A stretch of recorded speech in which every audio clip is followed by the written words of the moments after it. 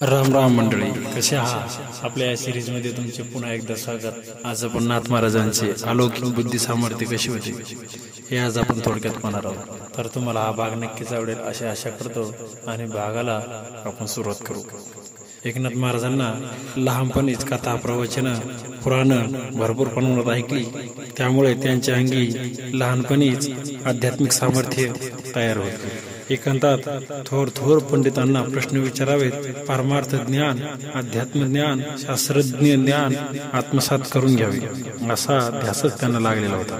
त्यांचे मार्मिक प्रश्न ऐकून थोर वेदांती आश्चर्यचकित होत आणि म्हणत की आम्ही शास्त्रवचने पाठ करावी सांगावी, पण हा मात्र साक्षात अनुभवच करतो। थिल्लराला चोरावर आघात सागर दिसला नाही, तोवर आपणच आघात असल्याची ऐट यानं मिरवावी, तसं त्याच्या पुढे आम्हाला वाटू लागतं। भले भले पुराणे शास्त्रीय वेदांती त्यांची स्तुती करू लागले। बाल एकनाथांच्या बुद्धी सामर्थ्याचे कौतुक सारेच करू लागले, पण तेवढ्यानं त्यांचं समाधान होत नव्हतं। आपण विचारलेल्या प्रश्नाची उत्तर देण्याचं टळवून आपल्याला आपली स्तुती ऐकावी लागायची हे पाहून नाथ महाराजांना निराशा व्हायची। त्यांचे प्रश्नाचे उत्तर व्यवस्थितपणे कोणी देत नव्हतं, त्यामुळे त्यांना आपले उत्तर शोधण्यासाठी एका अत्यंत सद्गुरूच्या आणि ज्ञानी सद्गुरूचा शोध घ्यावा असं त्यांना मनोमनी वाटायचं। सामाजिक जीवन जगत असतानाही या कथेच्या आधारावर आपल्याला जे काही थोडंसं ज्ञान प्राप्त झालंय ते आपल्याला जास्त वाटू लागते। पण खरा अर्थ हाच आहे की जोपर्यंत आपल्याला एक चांगला सद्गुरू भेटत नाही तोपर्यंत आपल्याला योग्य दिशेने योग्य ज्ञान कोणीही दाखवू शकत नाही। त्यासाठी माणसाच्या जीवनामध्ये अलौकिक शक्ती जर कोण असेल तर ती आहे आपले सद्गुरू, आणि ते सद्गुरू भेटायलाच पाहिजे तर माणसाचा उद्धार होत असतो।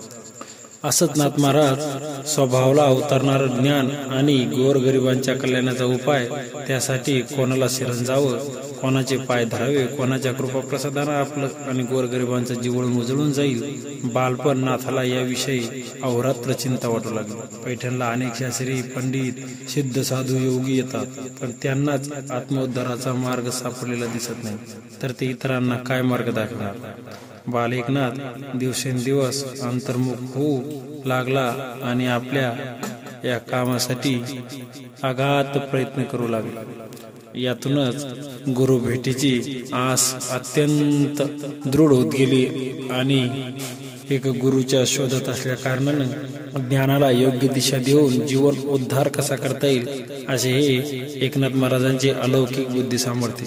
तर मित्रांनो, पुढील भागात आपण सद्गुरूंच्या शोधात एकनाथ महाराजांनी काय केलं हे आपण नक्की बघणार आहोत। थँक्यू आणि